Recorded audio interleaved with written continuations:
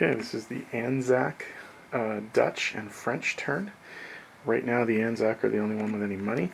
They have 15 IPCs to spend. They're going to spend 11 on a new transport and a new artillery. They'll save the other 4 for next turn. There are a couple of attacks that are going to be made. They're both in the Pacific. First off, we're going to load up an infantry and an artillery onto this transport, and then we're going to take the transport, the cruiser, and the carrier, and we're going to attack first of all the transport ship in Sea Zone 44, and then the infantry and artillery will land in the Celebes and attempt to take it. The Dutch are attacking the submarine in Sea Zone 36 with their destroyer from Sea Zone 35.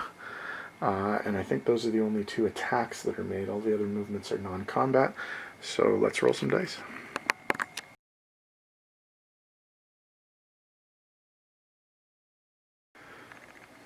Okay, for the attack on Sea Zone 44, the HMAS Melbourne aircraft carrier and its 2 fighters, along with the HMNZS Leander, are attacking the transport ship, the Hokoku Maru. So this is an auto kill. This is to clear the sea zone in preparation for the HMAS Lai, landing 2 units in the Celebes. So again, auto kill.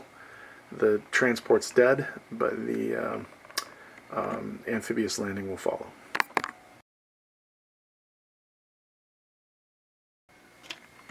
Amphibious landing in the Celebes. The HMAS Lai is dropping off an infantry and an artillery. Both misses. Miss. Hit. Hit. So the Aussies take the territory, but they lose an infantry doing it.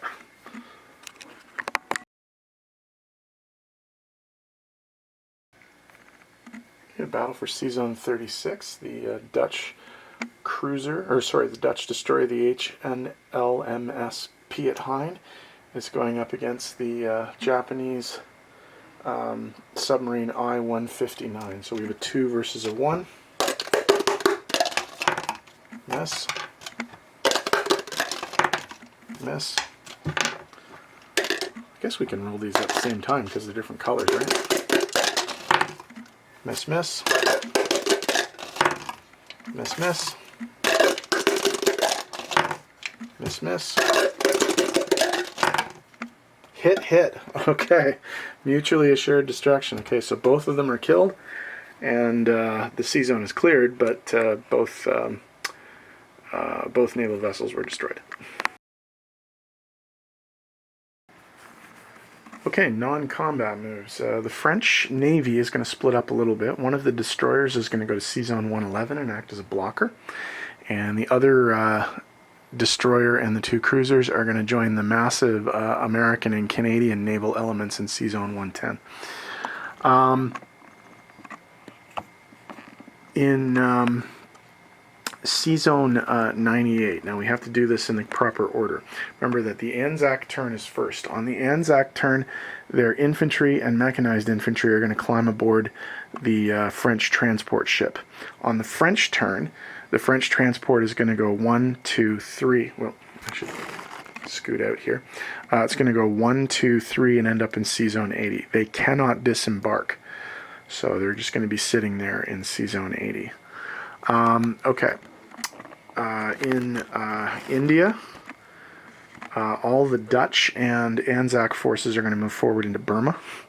So that's Dutch infantry, anti-aircraft and artillery, and ANZAC infantry. The 2 ANZAC infantry in French Indochina are going to move into Guangxi. And the 2 naval elements in Sea Zone 62 are going to move up to Sea Zone 54. And I believe, unless I've missed something, that is all of the movement for this turn. So let's tidy up the board and we'll come back in a sec.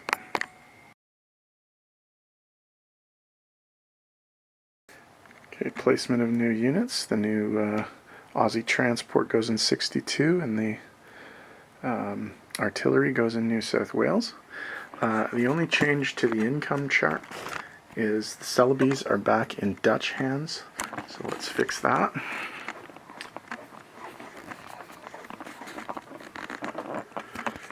So that's Celebes are worth 3, so Japanese go from 29 to 26, they're back in original money, and the Dutch go from 11 to 14. I think they're also at original money.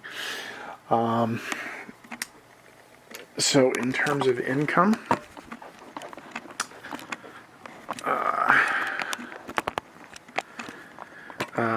the Dutch get 14 IPCs to spend next turn. The Aussies get 11, but they saved 4 from last turn, so they're going to have 15 IPCs to spend. So 14 for the Dutch, 15 for the Aussies. Again, the Dutch are back in the game all of a sudden. All right, Australian forces around the board. Let's do our disposition of forces. Here we go. So in C-Zone 62, transport, and C-Zone 54, destroyer and submarine. In New South Wales, artillery. In Queensland, mechanized 3 infantry and 1 anti-aircraft, sharing the space, of course, with a U.S. bomber and 2 infantry. In C-Zone 44, there are 3 ANZAC ships. There's a transport, a cruiser, and a fully loaded carrier with 2 fighters. On the Celebes, there is an artillery unit. In the Philippines, there's an infantry and a mechanized infantry, and on Hainan, there is an artillery unit. In Guangxi, there are 2 infantry, and then in C-Zone 80, on a French transport, there is an infantry and a mechanized infantry. So that's all the Australian units. Dutch units on the board. We have a transport ship in C-Zone 54, and we have an infantry, an artillery, and an anti-aircraft in Burma. French units around the board. In French Indochina, there are 2 infantry and an anti-aircraft.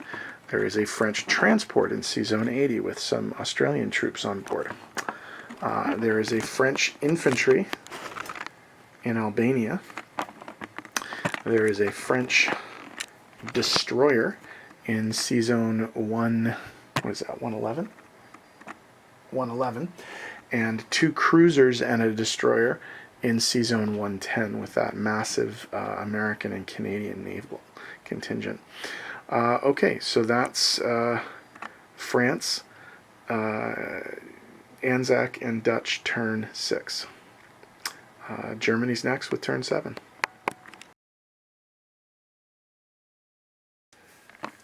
Okay, one last thing, because it's the end of the turn and they haven't used it yet, Japan is going to make an attempt to use the spy.